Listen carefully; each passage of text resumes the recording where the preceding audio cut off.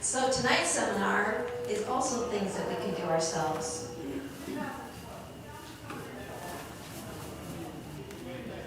Is it better? Okay. Couple housekeeping things. If you weren't here for Barbara O'Neill, I want to make sure you know where the bathrooms are.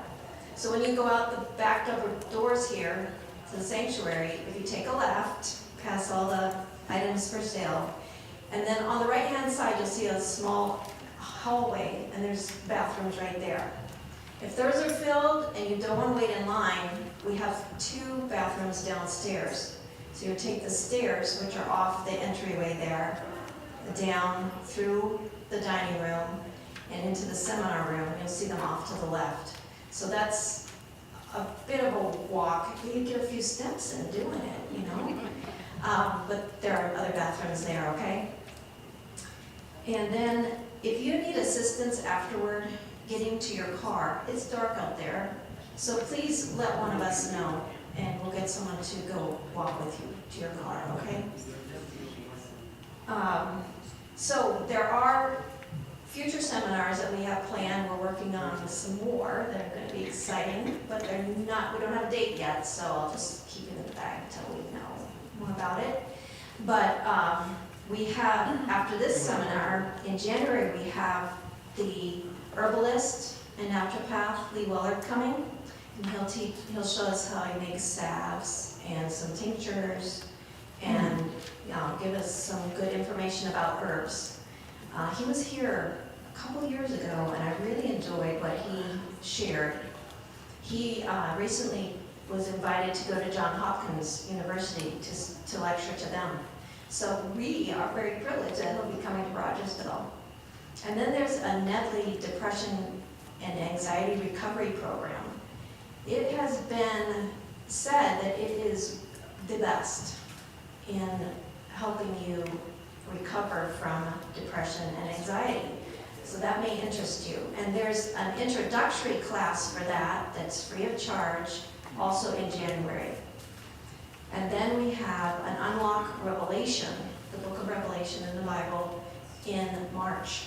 So those will be all very interesting. If you haven't signed up for one and you'd like to sign up for it now, in the back, when you go out the back doors to the right, there are some sign-up sheets. And you can give us your phone number and your email if you want to get a reminder. Give us an email. The phone number would just be for Christina if she had a question for you, okay? So we'd like to open with prayer, and we'll ask Pastor David to do that now. Let's bow our heads. Father in heaven, thank you once again that we can gather here and learn simple remedies in how to improve our health and how to remove poisons from our body. And Lord, we invite you to be here now through your Holy Spirit. I pray for John and Kimberly. Thank you that they were willing to come and give us minds that can comprehend and understand what will be shared. And we thank you for your awesome love for each and every one of us. In Jesus' name, amen. Okay, so John and Kimberly Dinsley have traveled here from Nebraska to give us this seminar. So we appreciate you being willing to come the distance for us. They own and operate Charcoal House, which you saw some of their products out there. They look very interesting. But you know what? That keeps them busy, but they're not too busy to be passionate about traveling to different places to talk about natural medicine, including charcoal. And they have been to places like Africa, India, Australia, the Caribbean, so among others. So we're excited to have you here and see what you have to teach us. We're waiting to learn. So welcome.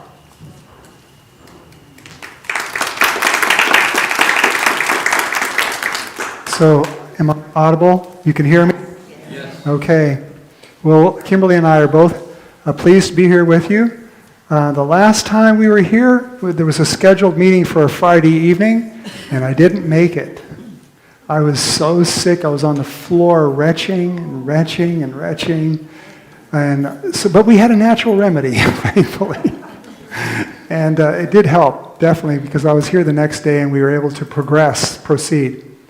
But as it was mentioned, we're from the foreign country of Nebraska, and we've been out there for a few years now, and we like it. It's different. We've both been raised where there's trees and mountains before, but now you can see your dog run away for 3 days. I mean, it's kind of flat.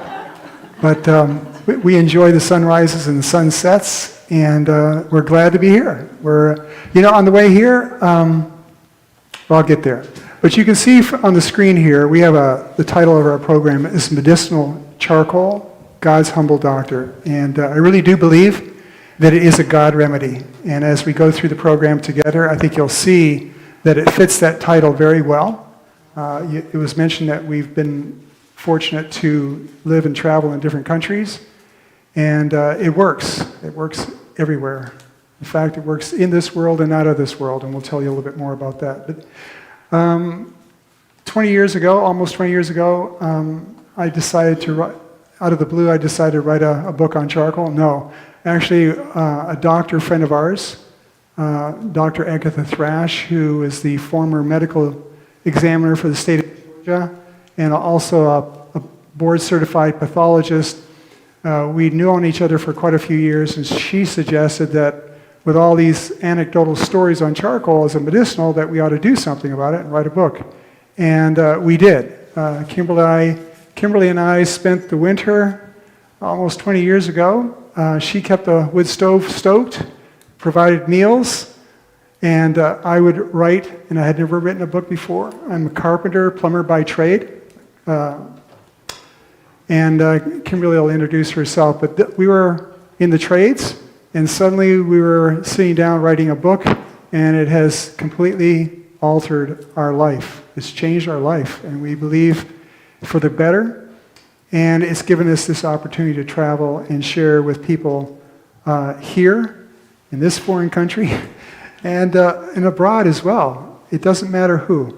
We've had amazing opportunities to share and learn. We have an assortment of healthcare professionals that are close friends to us and that have contributed to our knowledge over the miles and years. And you'll see that we're going to share a lot of research as well on charcoal as a medicinal. Kimberly, why don't you come on up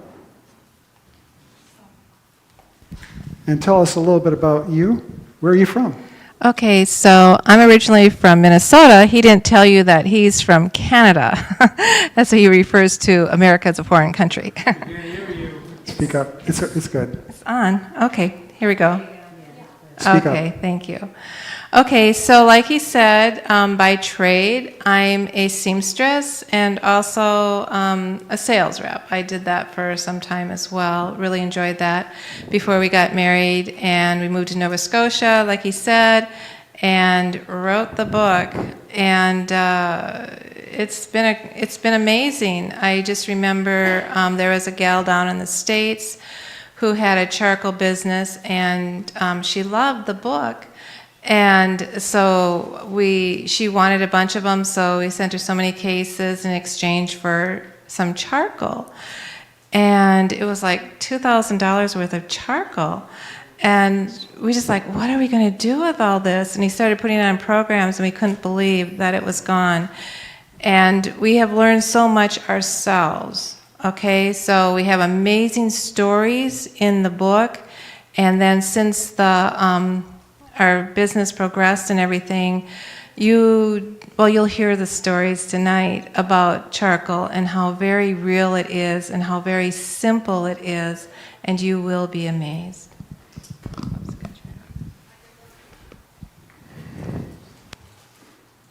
So, medicinal charcoal, God's humble doctor. I think it was 2 or 3 weeks ago, I was invited to what they call a mega clinic. It was in Greensboro, North Carolina, where a bunch of healthcare professionals come together and they offer free services to the public, medical care, dental care, eye care, lifestyle instruction, and on the way out we had a couple tables on charcoal. And I think they said somewhere between 400 and 500 people a day for 3 days. It was very intense, very busy, and people were fascinated with charcoal. We didn't have these visual aids, but we talked with people all day long. We were exhausted. Kimberly was back taking care of business, and I was fortunate enough, they gave me, they had 3 nurses who volunteered to come help me at the table, and as I said, we dealt with a lot of people. Let's see if it works. Here we go. This man, one of the nurses from one of the other stations brought her brother over, and he has this very large diabetic ulcer on his leg, and it's not getting any better. In fact, it's getting worse. It's weeping. He has pitting edema. It's very severe. It's just not working for him. And they've tried different medications, antibiotics. Nothing is working. And we decided that we would make a giant poultice. We're going to make poultices here for you, and we're going to invite some of you to come up. I see some children here. We'll probably invite you to come up and help us with some poultices. We want you to demonstrate and experience this yourself. It's really very simple. First few times you're probably all thumbs, but the more you do it, you'll see it's very easy to do. And we were doing these poultices, and this nurse brought her brother up, and we looked at him, and my first reaction was, oh, that looks pretty serious, you know, and tell him about charcoal. But we had a young nurse from Kenya there, and she reminded me so much of Kimberly. Kimberly will say, okay, go over here, sit down, and we're going to put a charcoal poultice on you. And while I'm still debating whether we're going to do this or not, Evelyn had gathered this man over to a chair, put another chair there, rolled up his pant legs, and was ready. And so I thought, okay, we're going to do this. And I made a very large poultice, and I brought it over, and Evelyn and I put it on together. He was a big guy. I mean, big guy, and his legs were enormous, swollen as well. So we did that, and this is 7 days later. And I'm suspecting that in 2 weeks it will be completely healed over. And there's a reason for this, and we'll come back and talk about it. But this was in North America, where we have access to what we would consider to be the best healthcare in the world, right? Well, let me go to another one. This one's in Africa. We've been there a number of times. And we were part of an evangelistic series that we were putting on, a Revelation series. I think you mentioned you're going to do one here. I ought to sign up for that one. But I was invited to this large university to teach natural medicine to the ministers in the ministerial department. I don't know, there's 50 or 60 ministerial students and chaplains. And I came in and taught them hot foot baths, heating compresses, hydrotherapy, herbs, and charcoal. And that was one of the things we taught them. And then after that, they were going to do a practical program where they taught natural medicine in the early afternoon, and in the evening they would have their gospel program. And this man came in. This wasn't the first day. He actually came in towards the end of the meeting because he had heard that we were treating people with open ulcers and open wounds and having some success. So this man came in, and I saw him come in, and I could see his foot, and I thought, oh, he must be in so much pain. And I really didn't know his history at all, but later on we found out that he'd had this condition he was in his late 60s, early 70s. He had been attending church, but the odor became so bad that nobody wanted to be around him. And eventually he felt like God had abandoned him. His name was Tadio. And you can imagine this is 40 years worth of wound. He had tried all the physicians. Physicians had not been able to help the condition. So I took one look at this thing. I was thinking, where are we going to start with this man?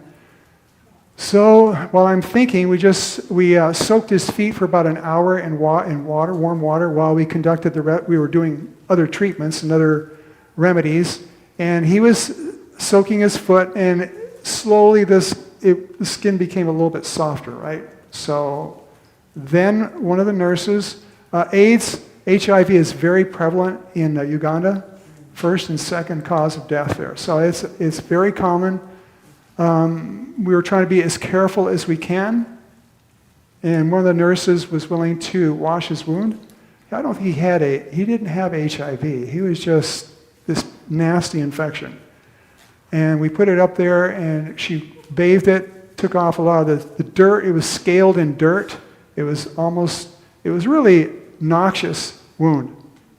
And here is another picture of it. Now, what I started doing here, we did not have activated charcoal powder. I had some, but I did not use it. I used the charcoal that you would have taken out of a fireplace. Because in Africa and developing countries, they cook a lot with charcoal rather than wood. Wood makes a lot of smoke, and so preferably they will use charcoal to cook with. And so we had before the program, we had gotten some charcoal. You can buy it in the marketplace, a 100-pound sack for about $20, and they cook with it. And we ground it up, made a powder, sifted it, ground it up, sifted it again through these very fine flour sifters, and I put it in a little piece of paper, and I'm peppering that whole wound with powder directly on the wound, all around it. After I did that, I made a charcoal poultice, which we're going to demonstrate a few this evening, maybe have somebody come up and help us, and then we're going to do them again tomorrow. We really want everybody to have an opportunity. After you've seen us do this, if you haven't done it, we want you, when I ask if there's any volunteers, please just raise your hand, and we'll help walk you through the demonstration. So there's no perfect score on this one. It's a learning score. So we made that, and then I put it over the wound, on one section of the wound, and then we wrapped it. We didn't have paper towels. We were just using cloth. So we used old bedcloth or old pillowcases, and we ripped that up and we used that. And here he is after. He is not experiencing any pain. This is about an hour later. His mind is distracted as well with the program, but he is not experiencing the same pain, and that is not unusual. I would have been surprised if he had been experiencing the same level of pain after this treatment. Now here's the hovel that they lived in. Basically his family had abandoned him. He was been sick so long. They were they were the poor, and nobody wanted to be around them because of the odor. And we'll come back to that wound odor issue here in America with septic ulcers. And one of the chaplains, a woman from Tanzania who was studying at that university, she came, that's her on the left there in the red skirt. She came every day for, I think, 2 or 3 days and dressed his wounds. But it was too far from the university, so she worked it out with the university to bring the man to the center, and then she was able to treat him every day. This is 3 weeks later. The wound is healed over. You cannot do that with anything human-made on planet Earth. There is no antibiotic that will do that in 3 weeks. By 2 weeks, it was basically covering over, but the person who took the picture said it actually took another week for the skin to really form over the wound site. That was 40 years, and something could be done in 3 weeks. So he'd experienced years and years of pain, but here he is with a Bible in his hand, and he believes that God has not abandoned him. And sometimes if we go through the trials in our life, whether it's a sore like this or some sickness or some tragedy in our family, it brings us to the edge, doesn't it? We sometimes wonder, is God, are you really there? And many times we're left wondering, but again here, Taddeo and his family were sure that he had not been forgotten. And we hope that while you're here tonight and tomorrow night, there's another evening program tomorrow. So if you know somebody, by all means, bring them. It won't be a repeat of tonight, but they'll be able to pick up where we left off, and they'll still have an opportunity to learn some things that we're not going to cover this evening. Again, just showing you the potential of charcoal. Now, too close? Am I too loud? Hold it up a bit. Up. Right there, somewhere in there. How about that? Does that work? No? Yes? Speak up? Okay, we'll try it. We'll keep going. Why would anybody want to use charcoal when you have access to this amazing display of chemicals that are offered in the healthcare system today? Before I go there, let me diverge here. And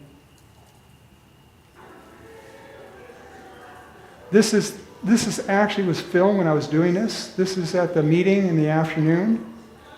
And I'm peppering that wound. This is not activated charcoal. This is just the same stuff that would have come out of your wood stove or wood fireplace. Now I'm making a poultice, and one of the nurses is helping me to put it on. His leg is absolutely solid. There is no give to it at all. It's almost like a block of wood. Even though we soaked it, it's just hard. So how are they able to be around him when the wound is smells so bad? That once we put that charcoal on there, it took care of the odor almost within minutes. And I'll tell you some more stories on that one. But it doesn't take long. In fact, one of the most commercial applications of charcoal in the world is odor control. Whether it's in your car or vehicle, or whether it's on the International Space Station or a spacesuit, charcoal deals with odor. So again, here you can see us applying it. We have a couple nurses and chaplains watching, and some pastors as well. And these were some of the ones that we've done training.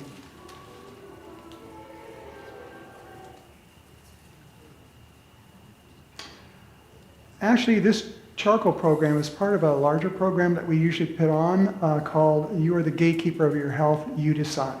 And we cover a lot of the material that Barbara covered that you just had a previous program.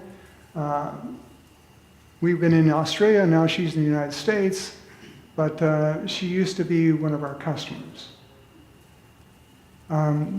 We want people to understand that they have to take more responsibility for their own health, that they need to be wise, they need to avail themselves of programs like this where they can learn options, and they can have an opportunity to experiment with these options as well, and maybe hear something that would prompt them to try that rather than maybe some of the stronger drugs that are on the market. 50 years ago, I set off hitchhiking around the world, and I've made it as far as Australia.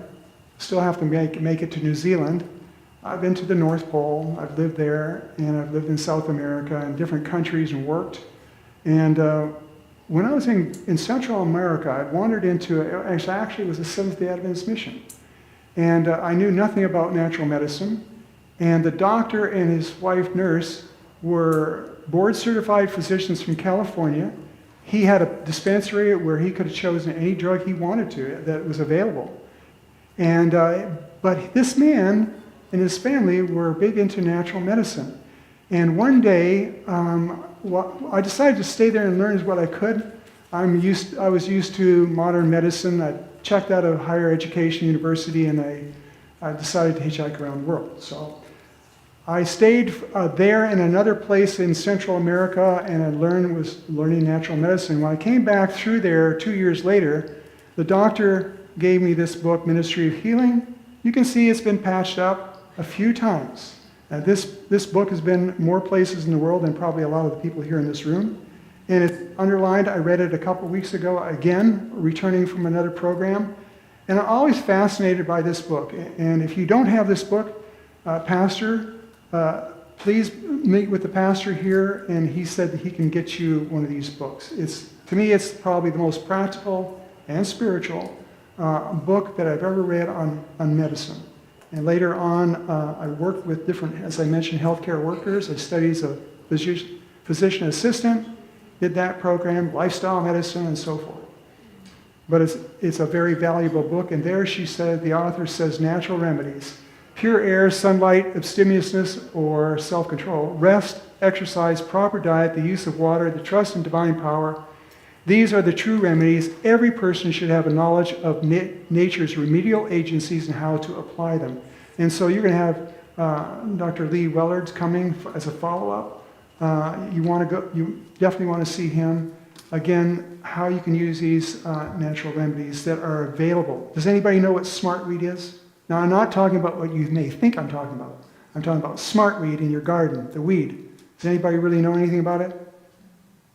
It's an amazing analgesic. An analgesic is what? For pain, right? And pain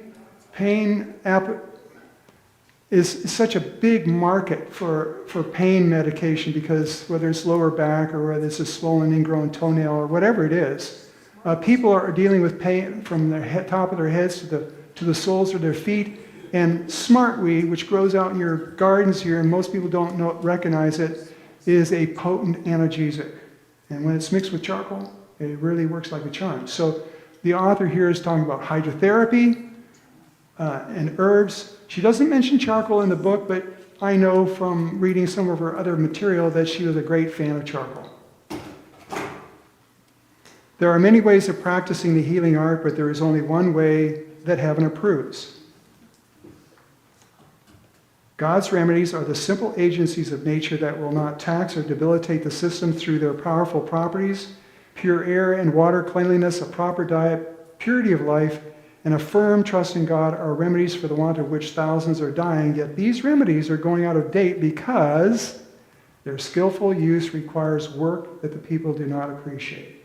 And so, we'd much rather put something on our mouth, rub something on, or something easy, rather than acquainting ourselves with how our body works and then working in cooperation with those laws that God made us with, so that we can expect that God is going to give a blessing. And I've come to see that over the years and the miles, that God is waiting and willing to do miracles for us. Fred? Drugs, on the other hand, are expensive. They have side effects, including death. They're addictive. And more drugs are becoming, or diseases are becoming what? Drug resistant. Until now, I'm going to read some statements a little bit on from the director of CDC and WHO. Now, there is an acronym that we just kind of touched on in that statement, and it goes New Start. Nutrition, exercise, water, sunshine, trust in God,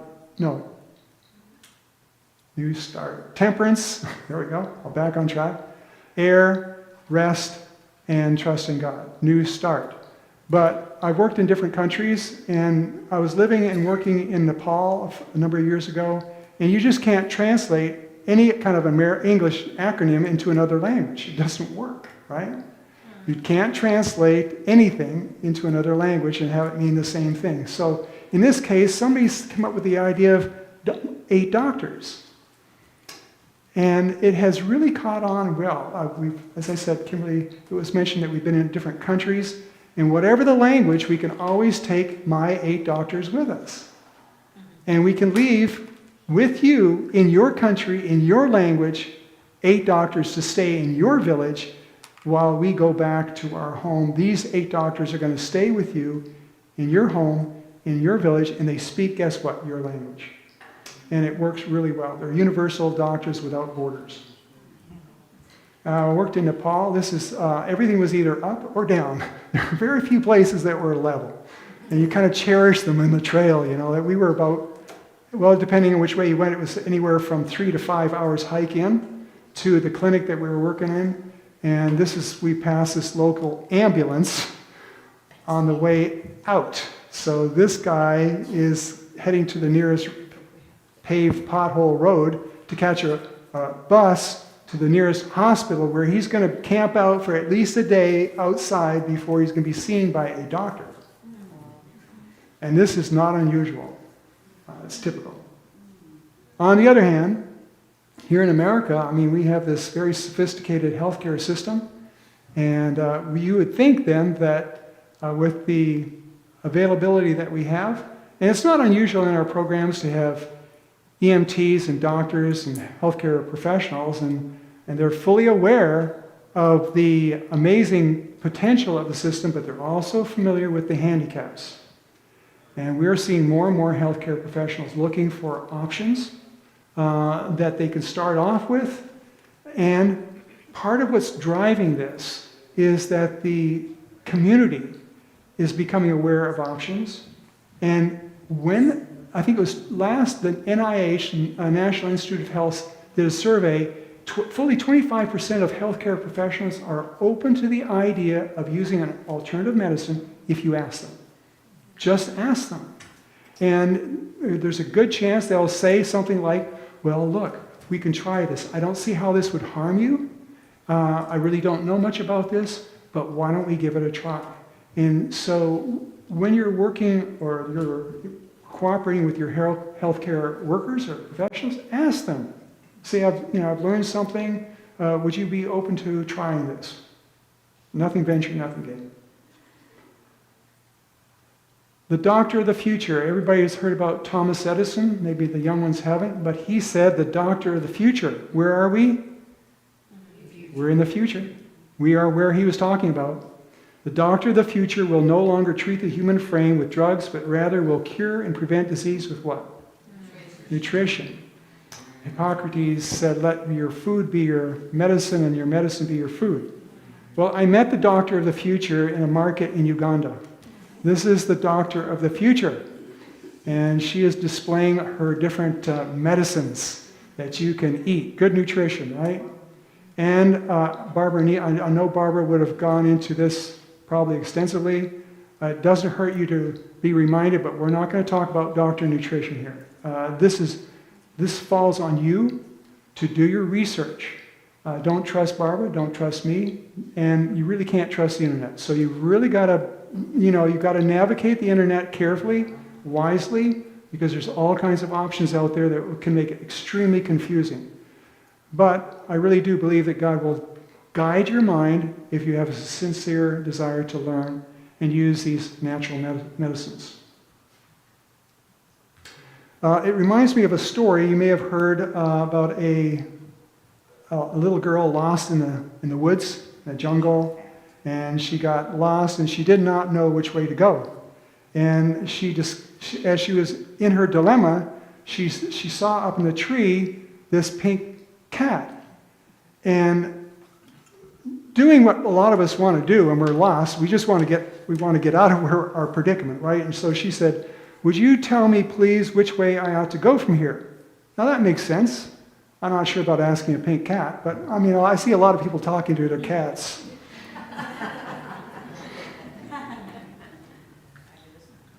And the cat says, that depends a good deal on where you want to get to. Makes sense, right? But what do we tend to say in our panic? In our panic, we say, I don't much care where. Get me out of here. And the cat says, it went the wrong direction. Yeah. Then it doesn't much matter which way you go. Right? Do you care? You care because you're here. And whether you care for yourself or for your niece or for your grandma or your parent, you're here because you care. You could be doing other things this evening, right? You could be doing other things, but because you're interested not only in your health, maybe that's a driving thing, but you're interested in the health of other people, correct? You are. You want to be able to have some tools in your bag to be able to help somebody who it's not working for them. For whatever reason, it's just not working. Which way will you go? And can it be confusing? It can be very confusing on the internet. So be aware. But there's always an option. My 8 doctors, charcoal, herbs, hydrotherapy, light therapy. There's always options for you. And you can slowly become more knowledgeable. Kimberly mentioned she's by trade a professional seamstress. We have been learning on the fast track of learning for the last 20 years. When she says, well, I'm sorry on the phone, I really don't know. I don't understand your condition. I don't know the word, but I'll see what I can find, and she'll start researching immediately. she'll start looking and seeing what she can find and trying to sort through the information. This is a study done by the Journal of the American Medical Association back in 2000. And they found that at the time they call it iatrogenic death. Now it's referred to as PAEs, preventable adverse events. These are deaths attributed to the words or actions of a medical doctor in a hospital in America. And in that particular year, it came to you'll see on properly prescribed drugs accounted for 106,000 deaths in this country in the year 2000. In the year 2000, when you added all these PAEs together, it came to almost 250,000 deaths. When they did a subsequent study in 2003, and they added in all the federally funded researches that were done on PAEs, they came to a tune of 783,000 deaths. That's like 7 jumbo jets falling out of the sky every single day of the year. That's a lot of PAEs, right? So the doctors don't start off every day thinking, how many people can we kill? These people often have dedicated their lives to helping people. But somewhere we've gotten off track, right? We're way off track. And there's a lot of doctors, healthcare workers that are now anxious, willing to learn what options do they actually have. These are hospital infections. So the 2 people we saw at the beginning of those 2 men had infections that were not being able to be treated that happened outside the hospital. These deaths are deaths that happen where? After you walk through the glass doors into a hospital, you get something there that's drug resistant. And you end up paying the cost. First autopsy I attended was a young mother. I think she was about 21 years old. She died. She had forceps delivery, got a hospital-borne infection, and died 2 days later. And that's 40 years ago when I took this physician assistant course. So do you think the numbers have gone down? The numbers have not gone down, folks. This is taken from the Wall Street Journal. We see people as numbers, not patients. It's easier to make a decision, just like Ford, we're a mass production assembly line and there is no room for the human equation in the bottom line. Profits are king. This was the president of one of the largest HMOs here in North America, health maintenance organizations. So you see what they're faced with. As we get, last year I heard, a friend of mine reported to me that fully 66% of adult Americans are on prescribed medicine. This year it's up to 70%. And every year it's incrementally going up. Where are we headed? There's nothing that indicates we're going to go down, that we're going to take a dip. I don't want, folks, I don't want to be just amongst the 30%. You know who I want to be amongst? The 1%. And there's no reason why all of us can't be getting closer and closer to that goal, the 1%. So I come back from, say, working in, 2020, I was in Uganda. I was on the Congo border, teaching at a university hospital, a nursing hospital, way out there almost in the boonies next to Rwanda. And you come back and you see those primitive conditions, and they're pathetic. And I'm tempted to ask the question, do you have to be wealthy to be healthy? And then I ask the question, does God only love rich people? Well, I'm assuming that most people here are acquainted with a Christian background, but it could be Muslims that I'm speaking to, or it could be Hindus or Sikhs, or it could be even atheists. But it doesn't seem to matter what your religious persuasion is. Most people, almost all people will say no. They don't believe that God only loves rich people. So let me ask you the question, if God loves everybody equally, should his remedies be affordable for everybody? Shouldn't they be affordable for the poorest as well as the wealthiest? Should not they be available for the most industrialized nation in the world as it is for a poor country like Rwanda or Congo? If it's a God remedy, I just had to ask myself that question. I came to the conclusion, well, really, I believe in God, and I believe He doesn't pull He's not pulling favorites. And so if there's a remedy, it should be available. And I think by the end of this program, you're going to agree with us, that charcoal is one. It's not the only one. It's one of those remedies that wherever you go, I worked in Northwest Territories on oil rigs, and I lived in South America, and I've been stranded on a desert island out in the Pacific, and there's always something that you can make charcoal out of. It's there. So in 2022, the life expectancy for us, Americans, well, Japan, it was 85 years. It's up from 82.6. Canada was up from 80 to 82.9. Cubans live longer than Americans. We're 33, and they're what, 32? No, I'm sorry, it was 32, and was 33 for United States, but we went down. We're now 46 longevity. We have the highest per capita healthcare budget in the world. But are we producing the results that we should be producing with all this money that we're pushing into the system? So again, we can look at the statistics. There's no sense pointing figures. That's not going to get us on a better track. We have to do our research. We have to look for options. What developed country has the lowest probability of survival to the age of 50? This is the Institute of Medicine National Research Council. This is federally funded. Males in this country have the least probability of reaching the age of 50 of all the top industrialized nations in the world. We have the highest infant mortality of all the industrialized nations in the world. What is going on? So Barbara was here talking about lifestyle, right?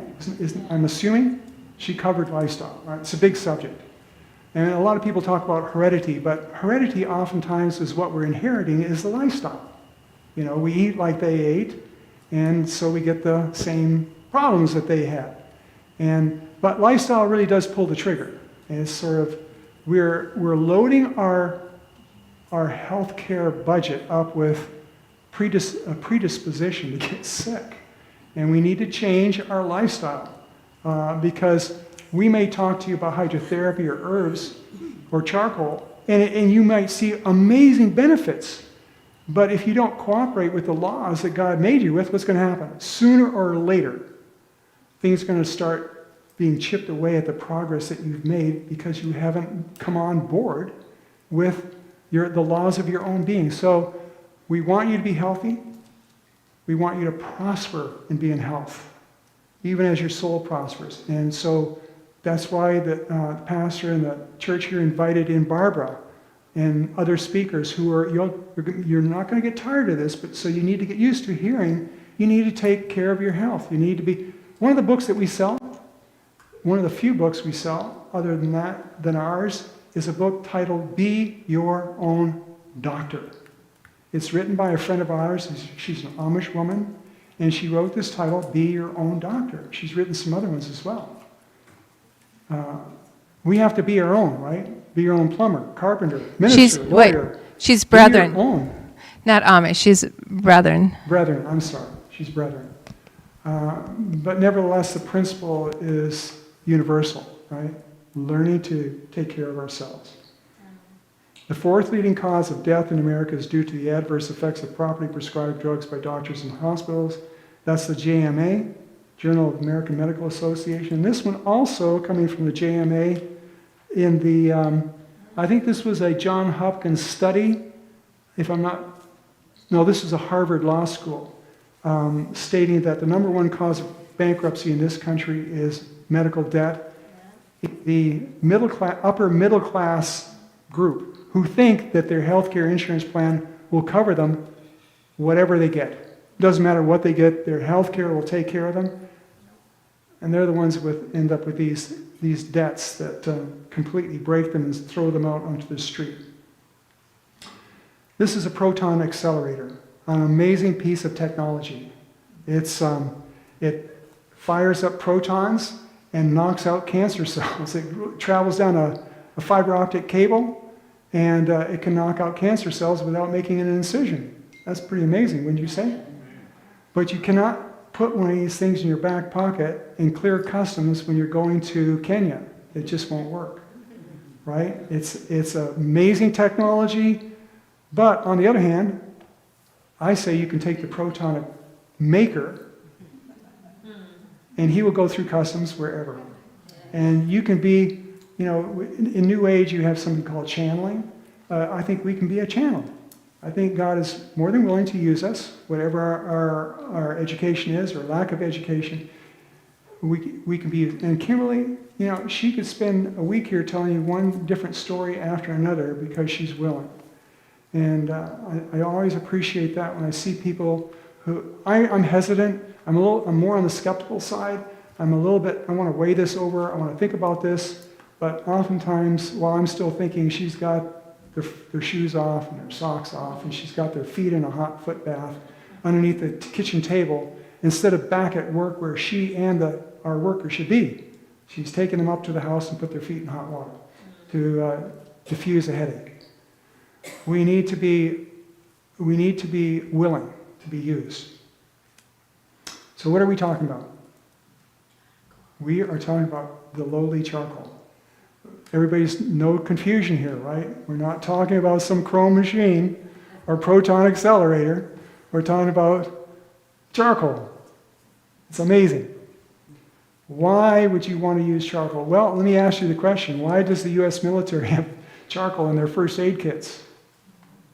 Because it works. That's why they have it. They wouldn't be wasting our tax dollars putting something in a first aid kit if it didn't work. The WHO, World Health Organization, owned by who? Gates, says that charcoal is an essential medicine. Number 10 on their list of essential medicines. Did you know that? Isn't that amazing? It's in nuclear submarines. One of our customers is the International Space Station. It's in hospitals worldwide and poison control centers. So it's used extensively in this world and out of this world. Charcoal already has a reserved seat on the first manned flight to Mars. You and I don't, but charcoal does. Charcoal is going places, and we ought to go with it. We ought to learn how to use it. So here's just a few applications in a hospital. Typically, for poisoning, anybody had to go to a hospital for accidental poisoning, drug overdose. When I was at this mega clinic, this black woman came up to me, and I took one look at her, and I said, "Sister, you're a druggie." I didn't say that to her, but I knew she was. I just took one look at her. And I thought, poor sister, man, what am I going to do for her? And she came over, wandered over, looked at the table. Cool. And I said, "Do you know anything about charcoal?" "Well, they gave it to me when I was in the hospital for overdosing." You're right. You're right on. That lady just ate it up. The next day she came back with her mother and her son. They signed up for are you going to have a cooking class here? She signed up for a cooking class. She spent the whole day basically going from one station to the next, where if Barbara O'Neill had been at every station, she would have learned one different thing at each one of these stations. And, we've heard it so many times, don't judge a book by its cover. And this woman completely flattened me. I was not ready for her. I just totally missed it. And here she was. Her son came up to me and talked to me. The next day he says, "Okay, I've got you on social media." The guy was 12 years old. And he was ready to go. He said, "I want to know everything there is about charcoal." And you don't know, folks. But we're living in a day today when the climate is ready to understand about charcoal. Now, you can see some of the things here. Does everybody know what a dialysis machine is? And everybody knows that you have dialysis machines in your body. What are they called? Kidneys and liver. So God created you with two these filtering devices that are dialysis units. And what do? They clean your blood, correct, from all the debris and waste product from metabolism and so forth. Now, when they stop working or they're not working very well, they tend to lead you down the path to a dialysis unit. Guess what's in a dialysis unit? Yes, there you go. The magic word for this program is charcoal. There you go. So in dialysis units, typically they're used to filter the water, to clean the water of fluorides and heavy metals and everything else, that they're then going to use that clean water to clean your blood. But then they also came up with liver dialysis units where they actually milk the blood over a bed of granular charcoal, direct contact. And one of the things that the people say? They're using these people for cirrhotic patients. These are people who have their liver has shut down. They can no longer communicate. And one of the first things that they notice is the brain fog starts dissipating, and they start talking, communicate. And these are people who haven't been able to talk. And just by cleaning out their blood, something's in the blood that's clouding their brain. We're going to come back to that. Something's clouding their brain and they can suddenly start communicating. Maybe not on the same level that you and I would communicate, but they can at least communicate. So dialysis units, hemoperfusion cartridges, wound dressings, ostomy bags, anemia of cancer, breast cancer surgery, Crohn's disease, pouchitis, renal disease, pruritus, dental fillers. These are just some of the things that are used in a medical setting. Okay, I wrote a book. We've mentioned it to you. It's out there. And the book is charcoalremedies.com. I made it charcoalremedies.com because I knew if people didn't buy the book, maybe they'd go online and start researching there. And since we wrote the book, we've put a lot more material on our website that is not in the book. So between the book and the website, you'll get a lot of material. The author here of this book said, if I could give this remedy some outlandish name that no one knew but myself, it would have greater influence. Charcoal. Oh, come on. Oh, I know all about charcoal. We cook, our barbecue on it, right? That's charcoal. Well, it's 80% coal and some charcoal, but, I always have to smile or grit my teeth when people say, I know all about charcoal. And I'm thinking after 20 years in this business, I don't even know everything about charcoal. This is one of our warehouses. And up in above our storefront there, we have a large area about the size of this room here. When we have a kitchen area, and we're going to be putting on cooking classes, stress management classes, natural remedies, how to make soap, just a number of different things. And was it last month, come on up here and talk about that one program, those homeschoolers? Oh, we just let people come and tour because they're kind of like, well, what is this all about? Charcoal. And so come into the store and everything's charcoal.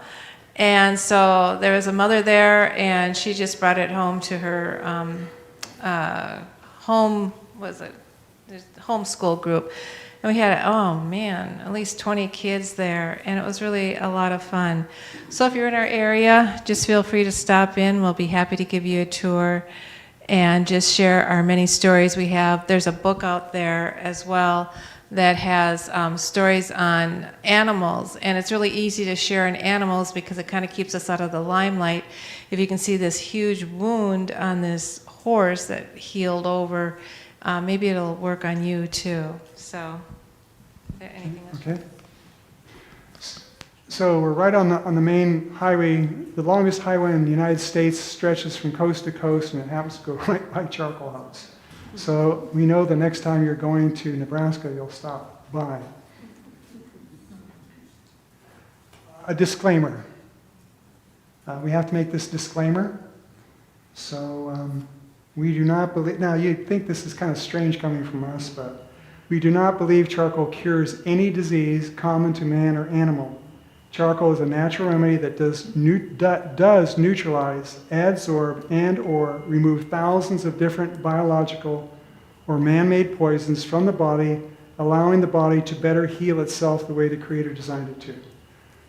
And I think that was one of her mantras as well, right? That the body has been designed and equipped to heal itself.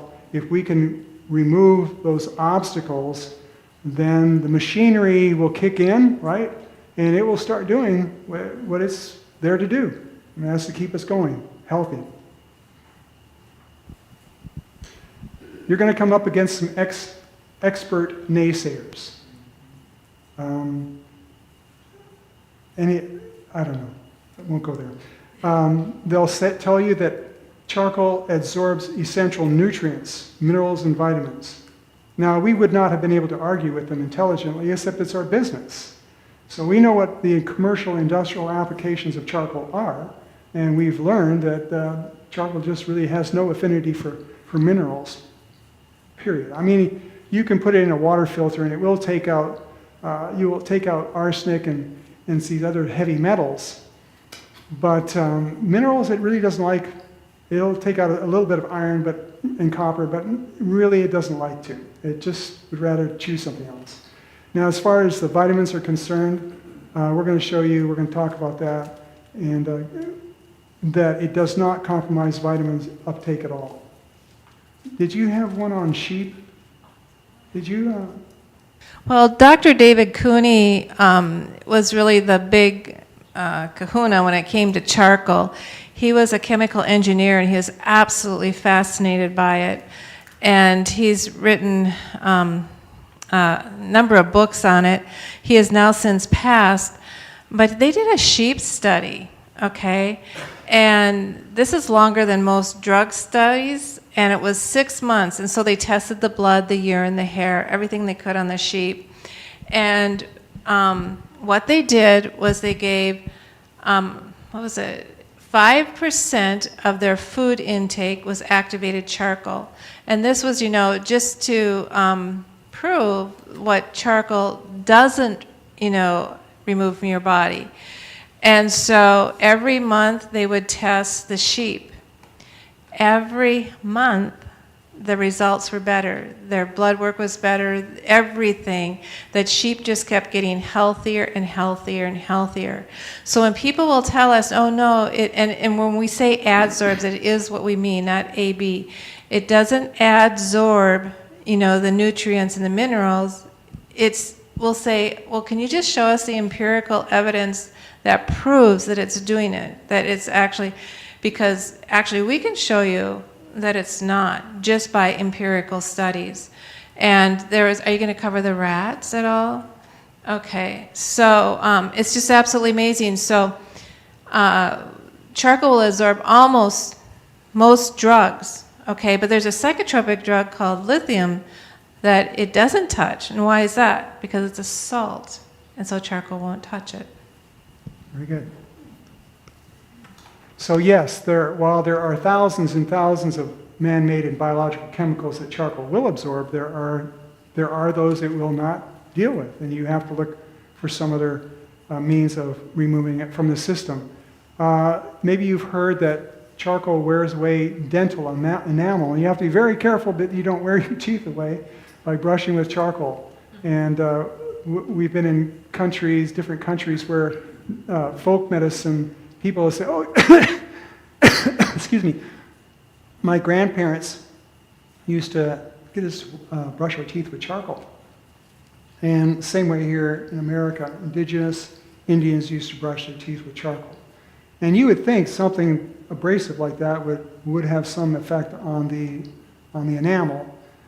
So we didn't bring any, did we? We have our own brand of charcoal toothpaste. It is out there? And so we've had this flack given to us again and again that we should not be offering this to children because it's going to wear their teeth away and all this. And so we We took the toothpaste and we sent it to the American Dental Association, where they test for abrasiveness. And ours actually came in less than 100, which was better than some of the name brands that are out there on the shelves in the supermarket. So its hardness value is less than the enamel, so it really can't wear it away. Then the other one is that you should not use it as a general detox agent. And here we are, whether you use the word detox or cleanse, they'll come back at you and say, no, you should not use it because first off, it'll influence your nutrient uptake, and secondly, the body's more than able to take care of it. And that's what we just said, right? The body is designed to do that. But this is an expert, Peter Landless, board-certified nuclear cardiologist, and he kind of represents this thought out there amongst experts that we need to be very careful because there's not enough evidence to show, not enough empirical evidence to show that charcoal is completely safe. That it might go beyond what it's supposed to do and take out something good. And this was in response to a person that had written in to the magazine and said, I am interested in the benefits of activated charcoal. A friend told me that it's great as a detox. Is that true? And his comment was, adding charcoal as a supplement or treatment does not improve the body's built-in detox process. This is not supported by robust research and science. Well, what about the EPA? Environmental Protection Agency, would you call that semi-reputable? It says charcoal will remove PFF? Polyfluorinated, what do they call the forever chemicals? PFFs? PFAs. And the EPA says there's 14,000, at least 14,000 of these chemicals out there that we are exposed to in our American environment. They say that activated charcoal will remove them from aqueous solution. That's empirical. If there's anything empirical, that's empirical. That's just the 14,000. Then you add into that number another 4,000 to 6,000 of other common drugs and poisons. The list is burgeoning around 20,000 of these toxic chemicals can be bound by charcoal and eliminated from the body. You wanted to say something? I almost forgot. I was thinking about how I personally take 2 heaping tablespoons of charcoal every night. I started out by just one. I have a total detox 13 weeks, and I think we brought the brochures along that you can look at how the protocol goes. Yeah. And now I take 2 tablespoons, and we hear this all the time. And so I would just think, well, I should probably go off of it for a while, I'll just give it a week or so. And then it's 2 weeks, 3 weeks, you get to get a little lazy. And then every time I would go back on charcoal, the clarity in my mind, and you'll read that in my testimony on the 13 weeks, the clarity of my mind was just amazing. Just a few days in, and I'm just like, I'm thinking so much clearer. And so then I would just stay on it, and I do it, fall off again, the way again, and just stay off because I would think about this and a little nagging in the back of my mind. And I talked about this with some of my customers as well who take charcoal regularly like I do. And they said the same thing every time they would go back on, and now they don't, and I don't either. If I miss a day, a night, I just take it in the morning. I don't miss anymore because what's the point? I don't know what's coming down from the sky. I don't know what's in my water. I try to eat as organic as possible, but who knows what we're really eating, So here I am taking my charcoal, and I probably won't get into it now with my teeth and stuff. Okay. Yeah, but it has just been so amazing, and you really just have to test things for yourself. And for me, you just work your body up to it. But I'll just say this, because one of the things that one of the naysayers too, is it's so constipating. That's true. Charcoal is constipating. Let's use the word binding. Or binding. Okay. So what about that? Well, I have learned by myself that if you stay on charcoal, okay, so you start out small and you build up and you stay on charcoal, your body actually acclimates to it, okay? And you will find that you'll start eliminating better, you become more regular. But if you stop, okay, or if you just use it sporadically, yes, it can be binding or constipating. And this was my experience, and this is some of my customers' experience. However, there is an empirical study that actually proved this. These medical doctors showed that if you are on charcoal regularly, it will regulate your bowels, and it will not be constipating. Or sometimes the reverse happens to some people. It can cause diarrhea. So again, these forever chemicals, your body has no mechanism to get rid of them. Once they're in, they're in. And so that's a careless statement to say that your body can eliminate everything. And even if and when you consider how many people are not well, how many people are on dialysis units, right? Or headed that direction. Their kidneys and livers are no longer performing the way they should. And it's very good to say, well, if you had a healthy body, it would do this, but a lot of people don't have that healthy body, and they need something to step in to help their body remove some of these buildup in their body. Now, a housekeeping thing here. If you have questions, could you write them down on a piece of paper and at some point hand them to the pastor over here, and then we'll cover those after our break, and then we'll do it again at the end of we'll dedicate some at the end of our meeting where we take questions and answers right from you on the floor. But if you think of something, jot it down. If you don't want to give it to us right now, just at least have it in your mind, and we'll come back and look at those things. So here's a dialysis unit. Everybody's heard of them, right? So the blood comes, it's a kind of pixelated picture, but comes out of her arm, goes in here. Here's a hemoperfusion cartridge where there's charcoal. It's not on all dialysis units, but this one happens to have one.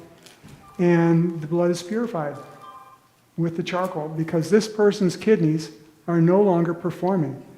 I was on a plane coming here, and I ended up talking with a young woman. She said her brother was waiting for kidney transplants. He was already on dialysis. And the reason his kidneys were so bad is because he was type 1 diabetic. And because he had not been careful with his lifestyle, one thing progressed to another until finally his kidneys are now damaged. And I said, well, there is a road to recovery. It's not a death sentence for him. He was young, 26-year-old. On the previous flight, my seatmate was a man in his mid-50s, type 1 diabetes, and he looked fit and healthy. Why? Because he was following those 8 doctors. Dr. Barbara talked to you about.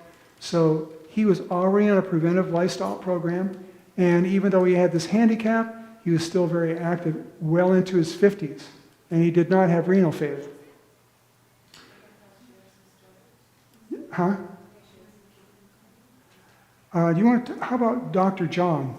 Okay, so we talk about the dialysis machines, but we're so oriented to putting things in our mouth, but charcoal poultices really work. And a friend of ours, I don't know if any of you know him, Dr. John Clark, and they were getting these reports of this guy in the church that was just a mess. He was I think he was in his early 70s or so, and he was declining in health, and he was now on a kidney dialysis machine. He was on a walker. He's just literally a mess. And so they went to go visit him, and he started talking to him about charcoal. And do you think, you'd be willing to try some things? And he was willing. Do you know they got him off the kidney dialysis machine? Totally off. Okay, and he threw away his walker. Yeah, threw away his walker. He gave a testimony of all these things he lost: his dialysis machine, weight, his walker. And so that's why we're excited about charcoal. We could just literally be here telling you stories, and we need to just share some more stories about it because it's just amazing. People have used charcoal waiting for a transplant. It will definitely help. So this is something that we learned just this year. The dementia Alzheimer's complex is costing this country, I think they said $282 billion in healthcare a year. That's or is that a world figure? I might be exaggerating. But anyway, it's 282, whether it's just for the States or worldwide. In the last 20 years, they've conducted 100 drug trials for something to begin to reverse this process.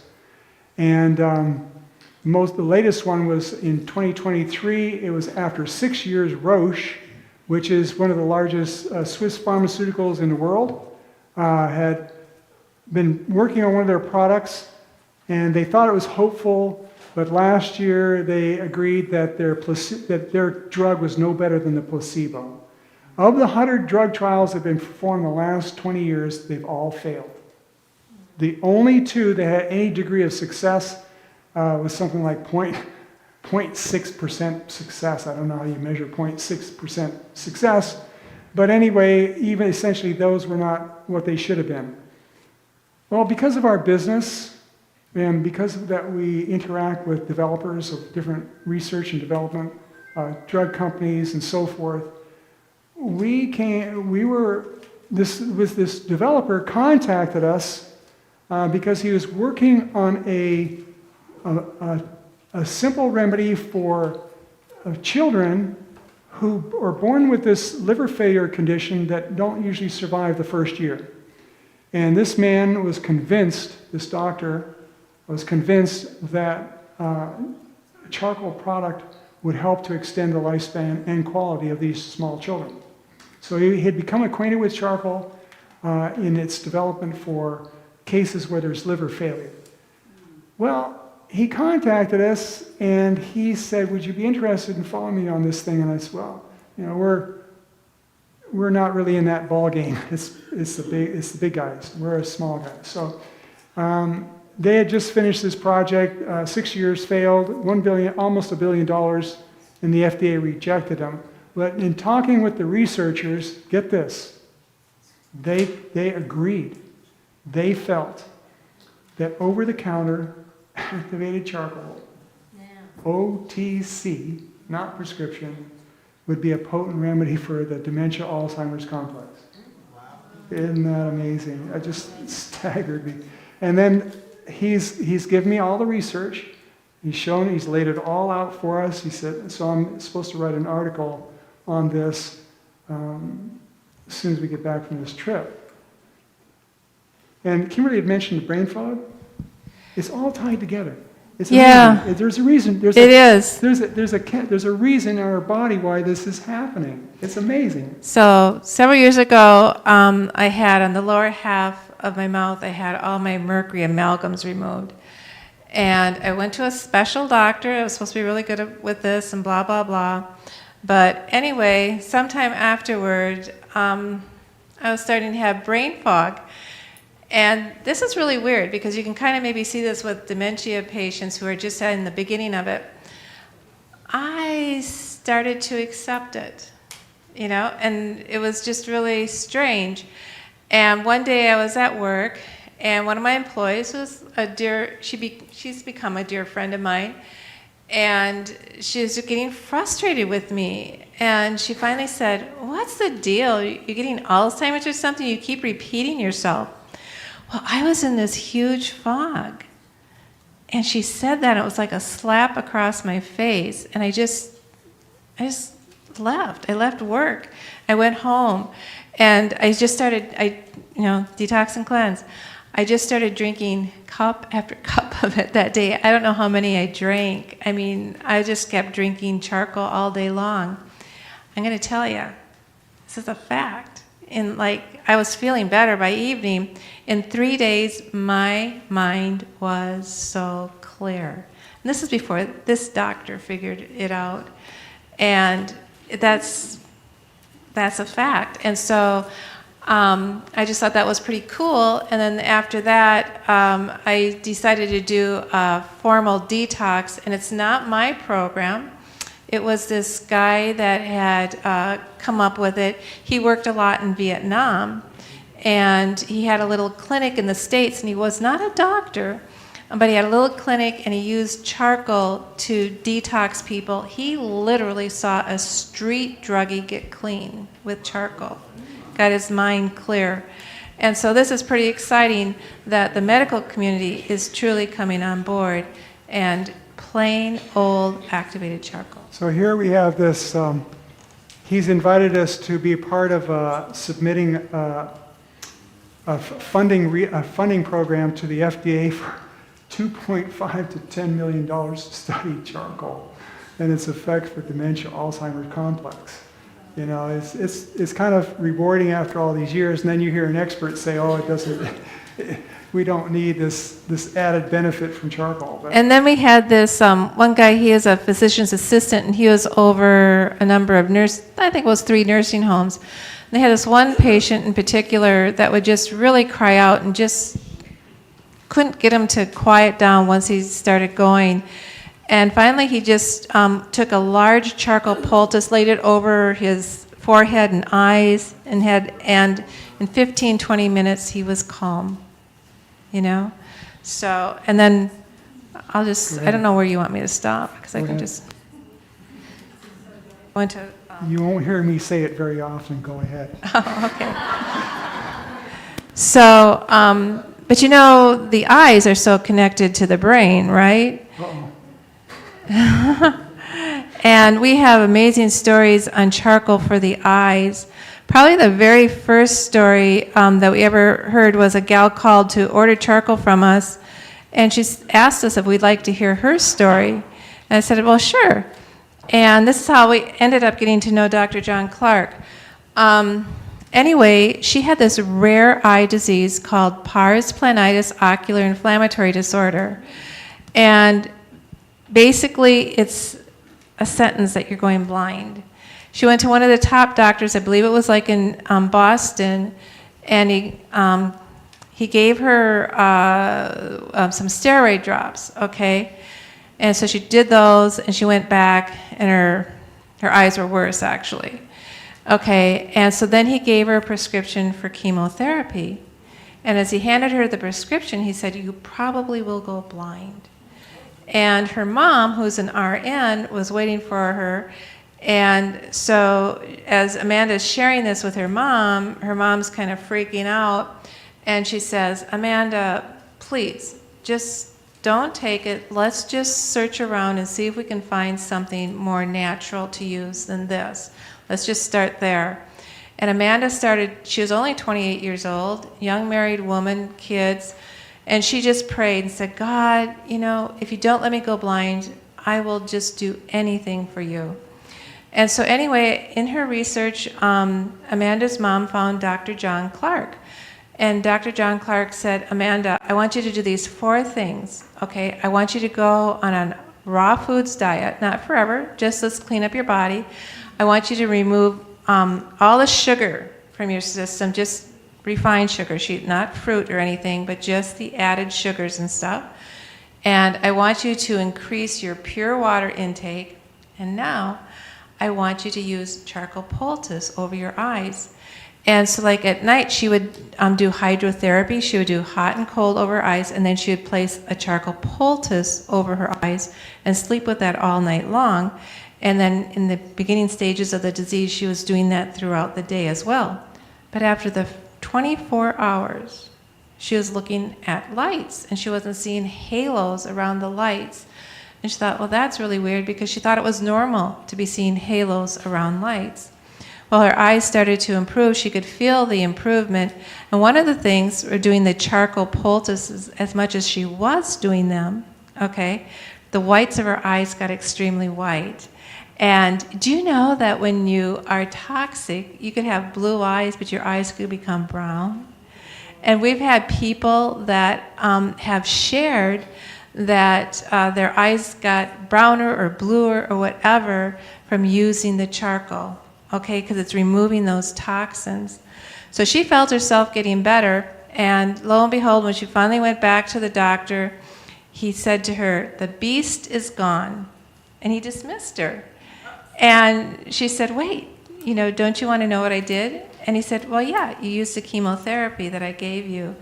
And he started to walk out of the room, and she grabbed her purse to pull out the prescription to prove to him, but he was not interested. And but that's not all doctors. Some are really care. But so that's just one disease, and that's years ago, and she's still. I was going to go into another eye one. I knew you were. Do you want to hear another eye story or no? No, we'll come back. We're going to Yes? come back to that. Because she mentioned brown. If somebody's jaundiced, what color will their eyes generally turn? Yellow, orange, brownish, right? And my firstborn, he had jaundice and cleared up. Well, between sunshine and charcoal, it cleared up right away. Well, I guess the vote is yes. Yeah, and and it helps with pink eye and such, but this is a really cool, I didn't work with this lady. It was one of their employees, Carrie, who talked with this woman. So anyway, it sounds pretty wild, but this is really what happened. One night, Carrie got this call one day, and this lady was calling for an elderly woman. And this elderly woman who lived in the Denver area had had a dream, okay, just the night before. And this lady had macular degeneration. Now, I don't remember if it was wet or dry, but she had one of the worst cases that they had seen in the Denver area. And she had this dream, and an angel came to her and said, "Charcoal will help your eyes." And she's like, "Charcoal will help my eyes." So she called a friend of hers, a younger friend of hers in the morning. This gal, the lady was like in her late 80s, and she called a friend of hers that was younger, and she told her dream, and she said, what does it mean? Charcoal will help my eyes. And she said, "Well, I'll do some research." So she did some research, and she found us, and she called and talked to Carrie, and she ordered a couple of our iPads, and which was easier for the lady. You can just use your homemade regular charcoal poultices, which a lot of people, which Amanda used, but anyway, this was easier for her.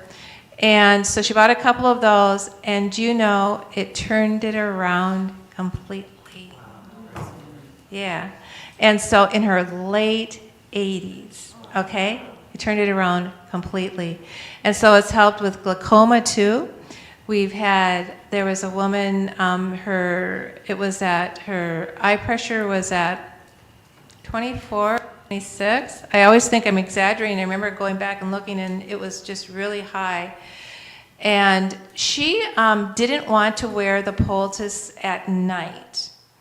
It was just bothered her. So she would get up early in the morning.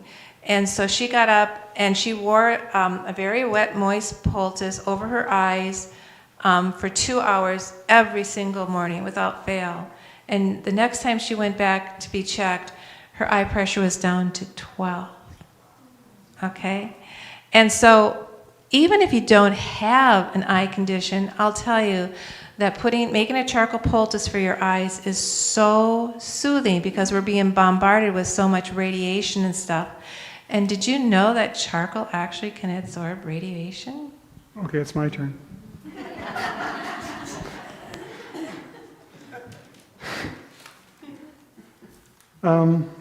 What makes charcoal activated? We're coming there. And another one, where does activated charcoal come from? What is the process? How clean, pure is it? We're coming to those. So we'll get there.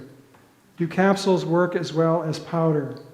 Well, the powder in the capsule is powder. It's just that for delivery, they've done surveys and they've shown that the average person, I think it's well over 50% of people would rather take a capsule than a tablet. And so it's just in our mindset that take a capsule.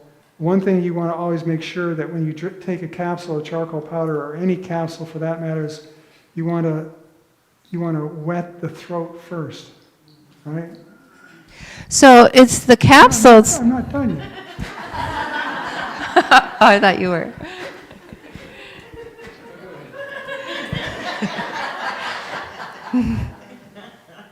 So actually, we use the detox and cleanse that you're going to see out there. That is literally the top of the line that's sold into hospitals and clinics. The very same stuff, okay? And that's what's in our capsules, okay? But obviously, I mean, I take 2 tablespoons, so that'd be a lot of capsules. So I, of course, carry the capsules with me when we go out, but like I get really, really bad headaches from excitotox. I'm not sure what it is MSG or whatever, but there's certain places if I eat out, I'll just get really a bad headache. And if I know I've had a headache from this place before, or if I'm uncertain, I take like 6 capsules before and 6 capsules afterwards. It's a little overkill, but if you had my headaches, you wouldn't think it was. And, but yeah, so it's just more, but that's the difference, really. You got a seatbelt on that chair?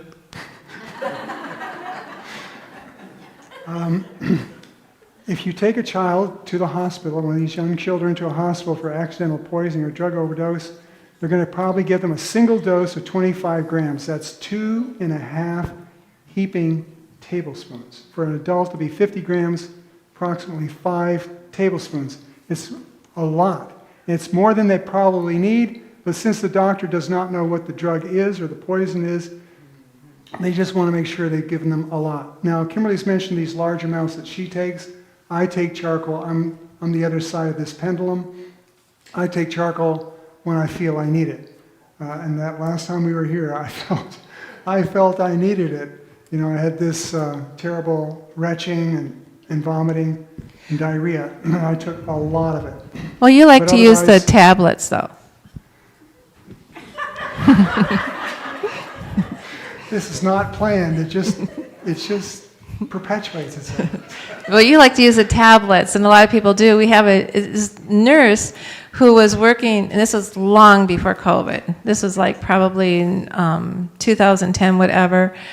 And he was working on a critical care unit, and they had a flu come through that was just, oh, it was awful. They actually were losing patients, and every single one of the staff got sick, but him. And why didn't he get sick? He really attributed it to the very fact that he had the tablets, and he would just keep one in his mouth at all times, so it was in his system constantly. And I actually experienced it as well. Years ago, we had a sickness that came through, and every one of our employees, including him, were down anywhere from 1 to 2 weeks. And I was the only one who didn't get sick. And one day, I was sitting at my desk, and I just felt like, oh, something's going at my throat. And so then I went and drank some charcoal. And then, oh, now I feel like it's in my chest. It was really the weirdest thing. It was just like I was trying to find my weak spot in my body. I must have drank upwards to 8 glasses with a lot of charcoal in, and I never got it. Some of these questions we are going to come up to, and the ones that we don't, we'll come back. we're going to take a short break here after this next slide. It might get a little confusing around the table. Don't worry, it's going to be available here. So we'll take about, how long would you like to take a break for? 10 minutes, and then we'll come back here and we'll resume. There's a lot of material. I seriously doubt that we're going to cover all of it in the 2 nights. It's to whet your appetite, to go and keep studying for yourself. And when we come back from this break, I'm going to invite some people up to come up here, and we're going to start this process of everybody drinking some charcoal, just to get an idea of what it feels like in your mouth if you haven't tried it before, and tasting it. I was in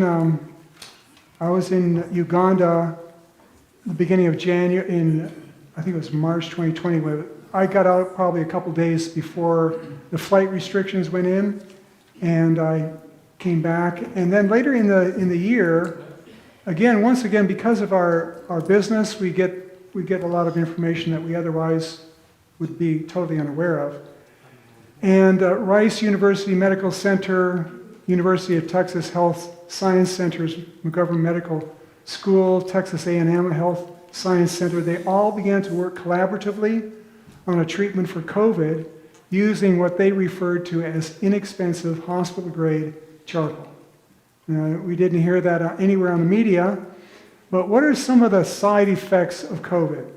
I mean, I'm not talking about, the lung condition, but how about diarrhea and vomiting? Is it associated with COVID? It is. Like a lot of disease conditions, there's a vomiting complex and a diarrhea complex. They said simple treatment for COVID-19 using inexpensive activated charcoal that's over the counter. They said that the oxidized charcoal nanoparticles or nanozymes are effective antioxidants. They pass through the cell mitochondria and quench free radicals without killing cells. And free radicals are involved in the aging process, right? So they can speed it up if we're exposed to a lot of these free radicals.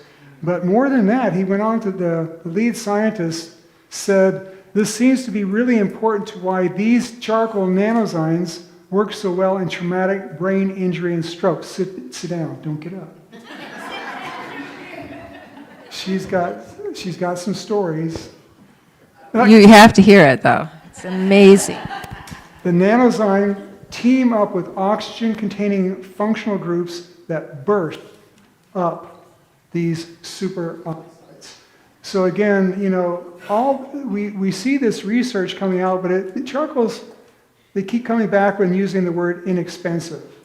And this developer that we're working with, he said, chemical company or the pharmaceuticals really don't like the word simple because they can't make enough money. But it's not true. There's enough sick people in this world that they could do just fine. They might not have the percentage returns, but the Mayo Clinic has developed a suppository for pouchitis. One of the lead medical centers out east is working with Crohn's disease, and there's a number of universities that are working with different ailments showing that charcoal is useful. And here's one. Now, if I say it, she's going to get up. So let's just. We have 3 websites: charcoalremedies.com, charcoalhouse.com, and godmademe.com is for kids. And I'm just going to show you one of our websites so that you can go there. So this is Charcoal House. It's product driven, but the other site that we have is information driven. That's Charcoal Remedies. And this is what the website looks on the home page. And you'll see up here